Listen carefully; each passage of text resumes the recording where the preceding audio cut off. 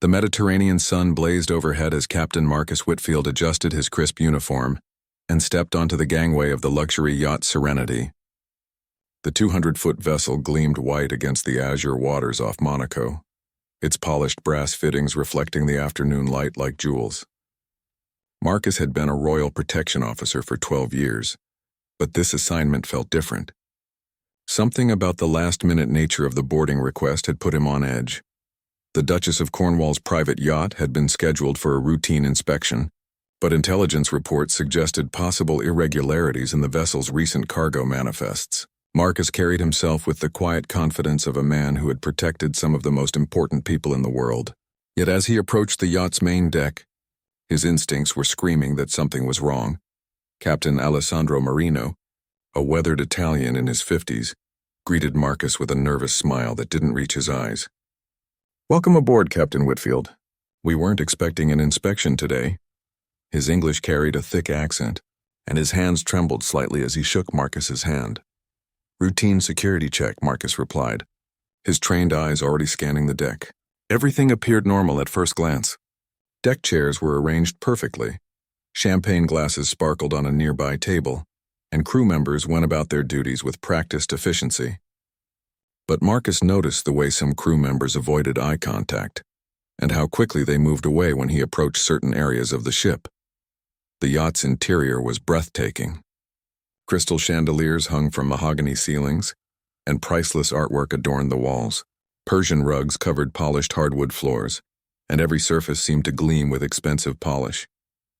Marcus had been on many luxury vessels, but this one seemed almost too perfect, as if someone had spent considerable effort making everything look exactly right. As Captain Marino led him through the main salon, Marcus's attention was drawn to a particular painting hanging near the dining area. It was a classical piece depicting a Mediterranean coastal scene, but something about its placement seemed odd. The lighting was wrong for such a valuable piece, and it hung at an unusual height. His years of training had taught him to notice details that others might miss. "Beautiful artwork," Marcus commented, stepping closer to examine the painting. "Yes, the Duchess has exquisite taste," Marino replied quickly, moving to guide Marcus away from the wall. "Perhaps we should continue the tour. I'm sure you have many other vessels to inspect today." But Marcus wasn't ready to move on. He noticed that while other paintings in the room were secured with obvious alarm systems, this particular piece seemed to have unusual wiring behind it. The wall itself appeared slightly different in color, as if it had been recently modified or repaired. During his inspection of the guest quarters, Marcus discovered that one of the luxury suites had been hastily cleaned. The smell of strong disinfectant lingered in the air, and while everything appeared spotless, his trained nose detected underlying odors that didn't belong on a pleasure yacht. There were faint chemical smells that reminded him of industrial processes, rather than the usual sense of sea air and luxury amenities.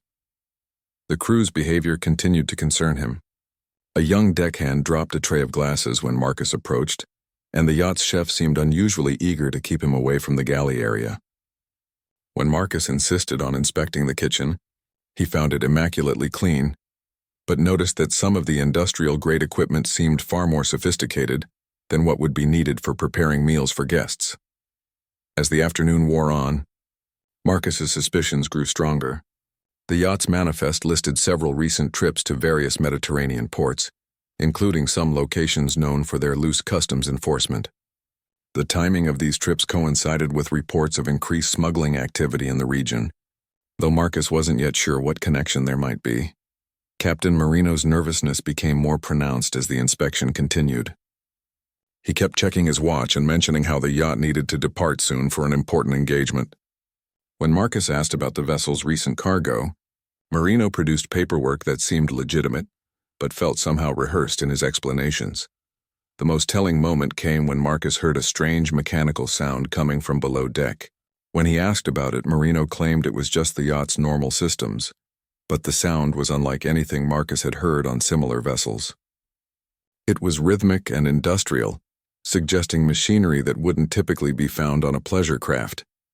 As the sun began to set over the Mediterranean, casting long shadows across the yacht's deck, Marcus realized he was dealing with something far more complex than a routine inspection. The perfect exterior of the Serenity was beginning to show cracks, and every instinct told him that beneath the luxury and glamour lay secrets that could shake the very foundations of the royal family's reputation. Standing on the deck as evening approached, Marcus made a decision that would change everything. Instead of completing his inspection and leaving, he would stay aboard overnight.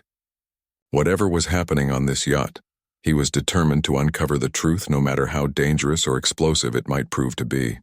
Marcus announced his intention to remain aboard for an extended security assessment, watching Captain Marino's face pale beneath his Mediterranean tan. The Italian's objections came quickly and desperately, citing dinner reservations and scheduling conflicts, but Marcus remained firm. His authority as a royal protection officer gave him the right to conduct thorough inspections, and something about this yacht demanded deeper investigation. As night fell over Monaco's harbor, the Serenity transformed into a different vessel entirely. The daytime crew was replaced by a smaller, more secretive night shift, and Marcus noticed how these new arrivals moved with military precision rather than the casual efficiency of typical yacht staff. They spoke in hushed tones and seemed to communicate through subtle hand signals, behaviors that immediately raised red flags for the experienced security officer. From his guest quarters, Marcus heard the mysterious mechanical sounds growing louder and more frequent. The rhythmic humming seemed to come from deep within the yacht's hull, suggesting hidden compartments or modified areas not shown on the vessel's official blueprints. Using his specialized equipment, he began scanning the yacht's structure, discovering significant discrepancies between the actual layout and the plans filed with maritime authorities. Around midnight, Marcus witnessed something that confirmed his worst suspicions. Through his cabin's porthole, he observed a small speedboat approaching the yacht without any lights. The transfer that followed was swift and professional, with packages being moved from the yacht to the smaller vessel in a matter of minutes. The operation was clearly well rehearsed, and the silence with which it was conducted suggested years of practice.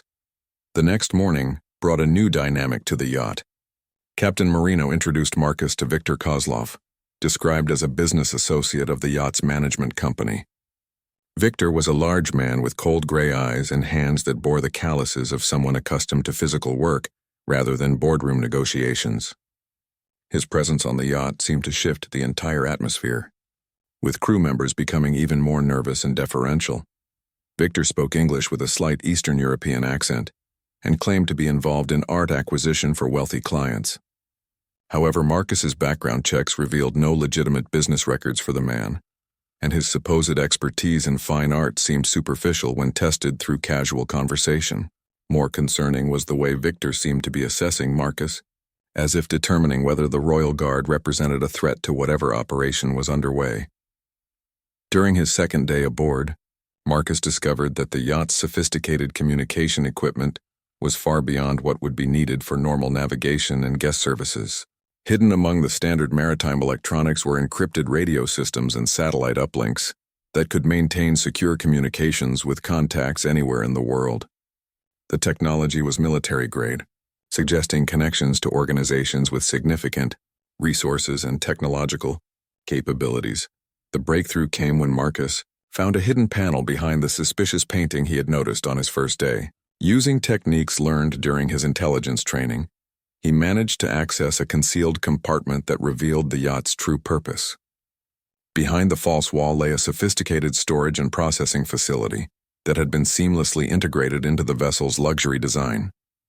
The hidden area contained equipment for examining, cataloging, and repackaging valuable items in ways that would allow them to pass through customs undetected. Specialized containers lined the walls, each designed to conceal their contents from standard inspection methods. Some used lead lining to block X-ray machines, while others incorporated cooling systems to preserve sensitive materials during transport. Most shocking was the discovery of detailed records documenting years of smuggling operations. Ledgers showed transactions involving artwork, precious stones, rare artifacts, and other high-value items worth millions of dollars. The operation appeared to span multiple continents, with the yacht serving as a mobile base that could move between international waters and various ports to avoid detection by any single country's law enforcement. The records revealed a sophisticated network involving corrupt officials, unscrupulous dealers, and wealthy clients willing to pay premium prices for items obtained through questionable means. Some entries suggested connections to museum thefts, archaeological looting, and the illegal antiquities trade that had been depleting cultural heritage sites around the world. Marcus realized he had stumbled upon something far larger than a simple smuggling operation. The scale of the enterprise, the sophisticated technology, and the high-profile nature of some of the items suggested connections to international crime syndicates and possibly even terrorist organizations seeking to fund their activities through art trafficking. He photographed the evidence with his hidden camera. Marcus heard footsteps approaching the concealed compartment. His discovery had not gone unnoticed, and he quickly realized that his position aboard the yacht had shifted from inspector to prisoner.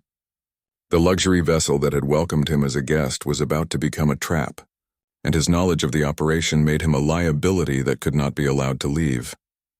Victor's voice echoed through the yacht's corridors, speaking in rapid Russian to unseen associates.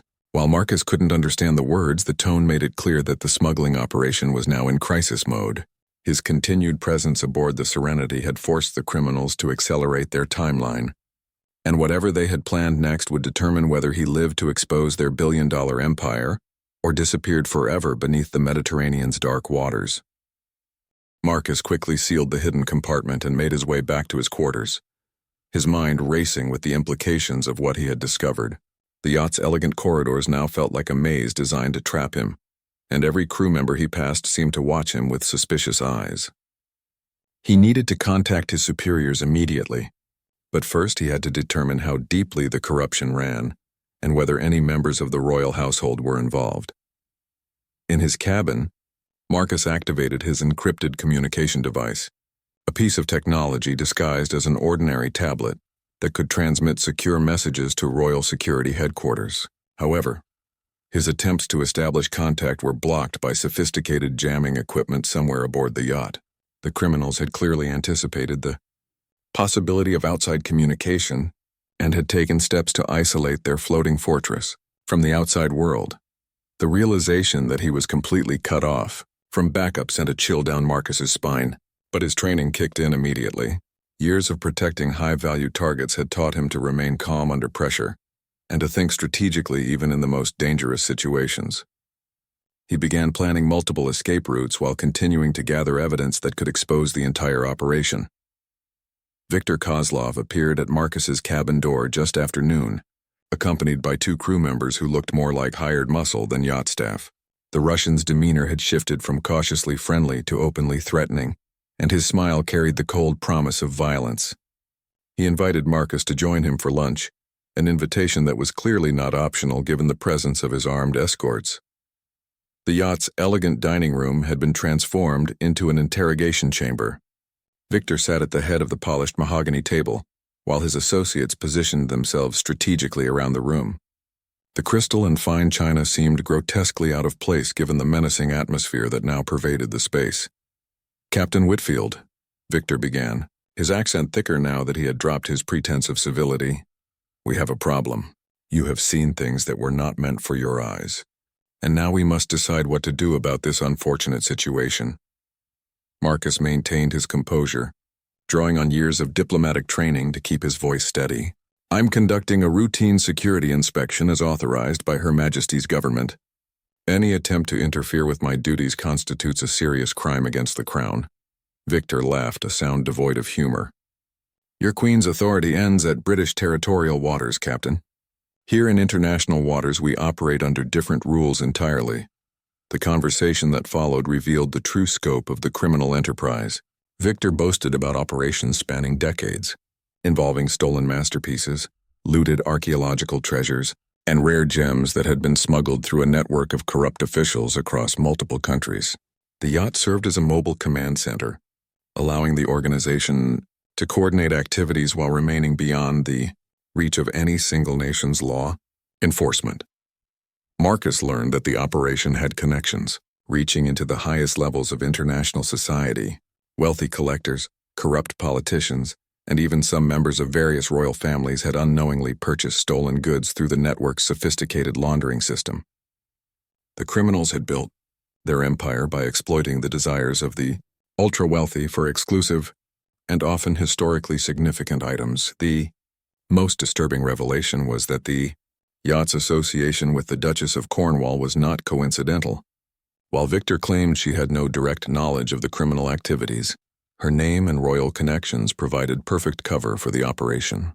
The yacht could dock at exclusive ports and receive VIP treatment from customs officials who would never suspect such an elegant vessel of harboring a criminal enterprise. As Victor spoke, Marcus realized that the Russian was revealing these details because he had no intention of allowing his prisoner to survive. The criminal leader was enjoying the opportunity to boast about his accomplishments to someone who could appreciate their scope and sophistication. Knowing that the knowledge would die with Marcus, however, Marcus had one advantage that Victor didn't know about. During his years of royal protection, he had developed relationships with intelligence operatives around the world, and one of them had taught him to hide a micro-transmitter in his uniform's collar. The device had been automatically recording everything since his arrival on the yacht, and while he couldn't transmit the information immediately, the evidence would survive even if he didn't. The lunch ended with Victor's ultimatum. Marcus could cooperate with the organization, using his royal connections to facilitate future operations, or he could disappear permanently beneath the Mediterranean waters. The choice seemed simple, but Victor underestimated the loyalty and determination that had made Marcus one of the royal family's most trusted protectors. That evening, as the yacht prepared to leave Monaco's harbor under cover of darkness, Marcus began implementing his escape plan. He had identified several weaknesses in the yacht's security, including blind spots in their surveillance system and predictable patrol patterns among the crew. His military training had taught him that even the most sophisticated defenses could be overcome with careful planning and precise timing. The yacht's departure from port would provide his best opportunity to act. During the confusion of navigation and the reduced visibility of nighttime operations, Marcus would have the chance to reach the yacht's communication array and override the jamming system. If he could transmit even a brief message to Royal Security Headquarters, rescue would be possible. As the Serenity slipped its moorings and headed toward the open sea, Marcus prepared for what might be his final mission. The billion-dollar smuggling ring had operated in shadows for too long, protected by luxury and royal connections that made them seem untouchable. But they had made one critical mistake by allowing a royal guard to discover their secrets, and Marcus was determined to ensure that their empire of stolen treasures would finally face the justice it had avoided for so many years. The Serenity cut through the Mediterranean waters under a moonless sky, its engines humming quietly as it headed toward a predetermined rendezvous point. Marcus had studied the yacht's navigation charts during dinner and realized they were heading toward waters off the coast of North Africa, where several other vessels were scheduled to meet them for what appeared to be a major exchange of stolen goods. At 2 a.m, Marcus made his move. Using techniques learned during Special Forces training, he disabled the lock on his cabin door and slipped into the yacht's darkened corridors. The luxury vessel's thick carpeting muffled his footsteps as he navigated toward the communication array, avoiding the predictable patrol routes he had memorized during his captivity. The yacht's communication center was located near the bridge, protected by electronic locks that would have defeated most intruders. However, Marcus's background in royal security had exposed him to the latest in electronic surveillance and counter-surveillance techniques. Using a small device concealed in his watch, he bypassed the security system and gained access to the sophisticated equipment that kept the yacht connected to its criminal network. Working quickly in the darkness, Marcus began the delicate process of overriding the jamming system that had prevented him from contacting the outside world. The equipment was more sophisticated than he had expected, requiring several attempts before he could establish even a weak connection to a communications satellite passing overhead. His encrypted message to Royal Security Headquarters was necessarily brief but contained enough information to trigger an immediate response. He transmitted the yacht's position, his situation, and most importantly, the evidence he had gathered about the smuggling operation. The microtransmitter in his collar had recorded hours of conversations, including Victor's detailed confessions about the network's operations. The transmission lasted only 30 seconds before the yacht's automated systems detected the breach and restored their jamming field, but Marcus knew it had been enough. Royal security protocols would immediately alert international law enforcement agencies, and maritime patrol units would begin converging on the yacht's location within hours. However, his successful transmission had not gone unnoticed aboard the yacht. Victor's security team had detected the communication breach, and Marcus could hear them searching the vessel systematically. The Russian criminal's voice echoed through the corridors, filled with rage as he realized his prisoner had managed to call for help. Marcus found himself trapped in the communication center as footsteps approached from multiple directions. The yacht's layout provided few hiding places, and he knew that discovery was inevitable. Drawing on his training, he began preparing the equipment around him for destruction, ensuring that the criminals could not use their sophisticated systems to coordinate an escape once law enforcement arrived. The confrontation came swiftly and violently. Victor burst into the communication center with 4 armed associates, their weapons drawn and ready to fire. The Russian's face was twisted with fury as he realized the extent of Marcus's success in compromising their operation. "You have destroyed everything we built over 20 years, Victor snarled, his accent thick with emotion. "Do you understand what you have done? This network employed hundreds of people and moved billions of dollars worth of art and artifacts to collectors who truly appreciated their value." Marcus remained calm despite the weapons pointed at him. "You mean you stole cultural treasures from their rightful owners and sold them to criminals who didn't care about their historical significance?" The argument that followed revealed the twisted logic that the smuggling network used to justify their crimes. Victor genuinely believed they were preserving important artifacts by removing them from countries with unstable governments or inadequate security. In his mind, they were cultural heroes rather than thieves, saving priceless items from destruction or neglect. As dawn broke over the Mediterranean, the situation aboard the yacht became increasingly desperate. Victor's communications with other vessels in their network had been severed, and radar showed multiple ships approaching their position from different directions. The criminal empire that had operated with impunity for decades was finally facing the coordinated response of international law enforcement. The yacht's crew began destroying evidence with the efficiency of professionals who had clearly planned for this possibility. Documents were fed into industrial shredders, computer hard drives were wiped clean, and some of the smaller stolen artifacts were being prepared for disposal overboard.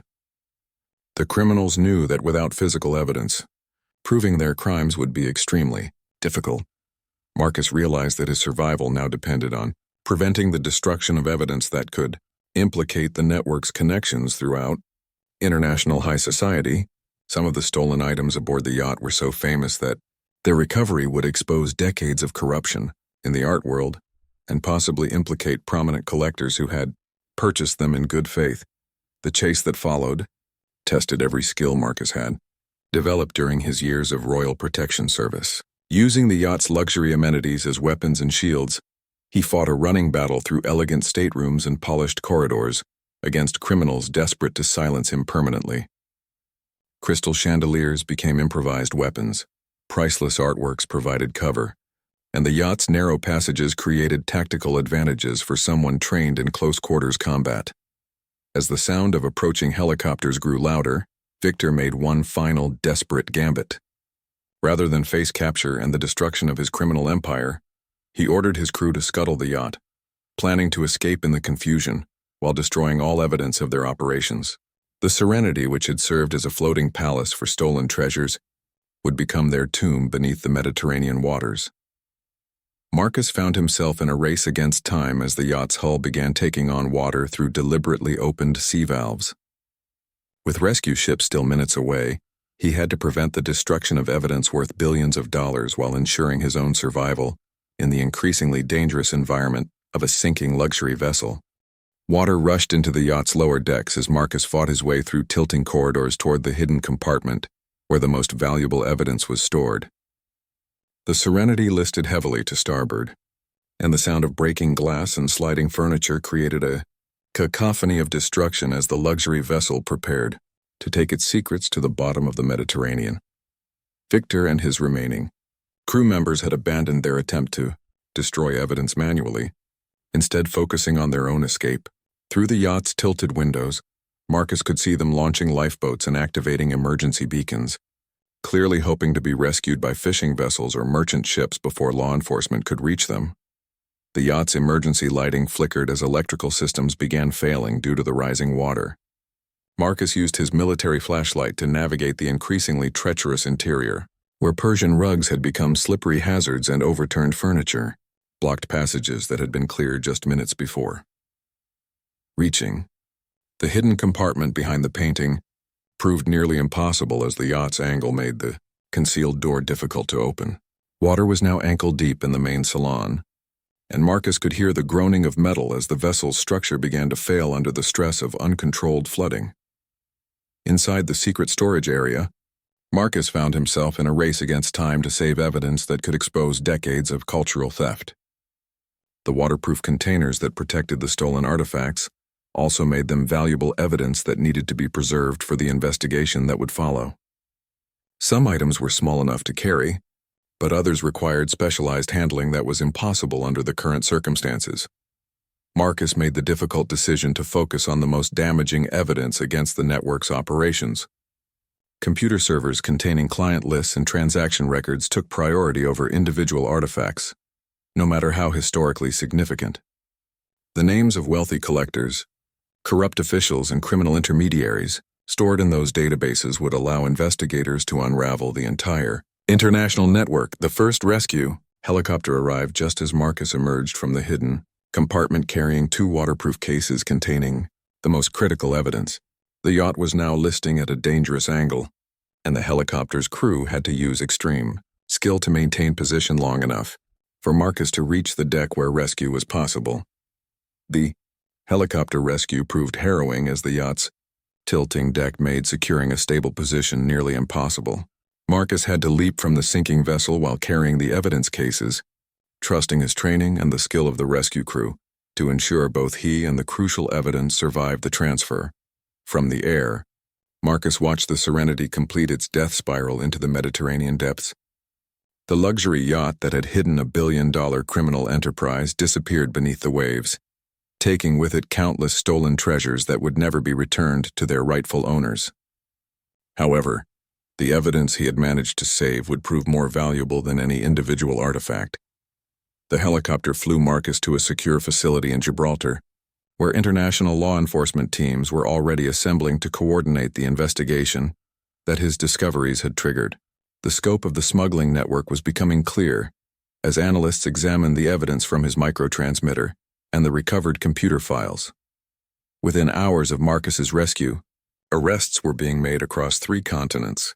The network's cell structure had protected individual operations, but the central database Marcus had saved contained enough information to identify key players in multiple countries: art dealers in London, corrupt customs officials in Italy, and wealthy collectors in New York found themselves facing criminal charges. The investigation revealed that the network had been responsible for some of the most notorious art thefts of the past 2 decades.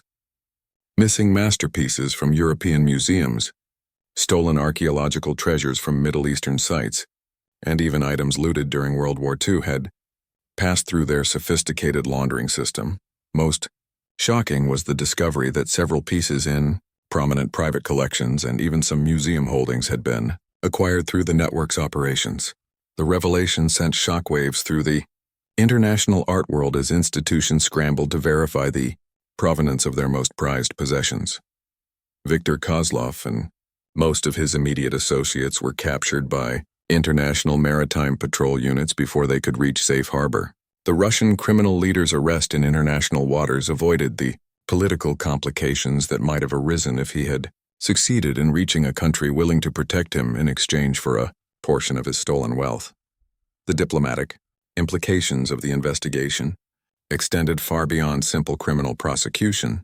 Several countries found themselves embarrassed by evidence of corruption within their customs and law enforcement agencies, while others faced difficult decisions about returning artifacts that had been acquired in good faith by their national museums. Marcus found himself at the center of an international media sensation as details of his heroic actions aboard the Serenity became public. The Royal Guard, who had uncovered a billion-dollar smuggling ring, became a symbol of integrity and determination in the face of sophisticated international crime. However, the personal cost of his actions was becoming clear as Marcus dealt with the aftermath of his ordeal.